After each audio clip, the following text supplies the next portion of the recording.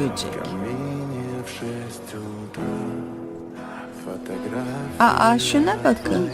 Küçük böcek tepeden düşmek üzere.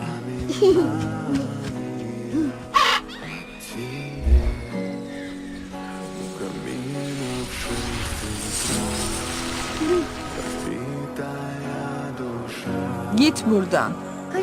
Kocak. Kim olduğunu biliyorum. Öyle mi? Sen benim iyilik perimsin.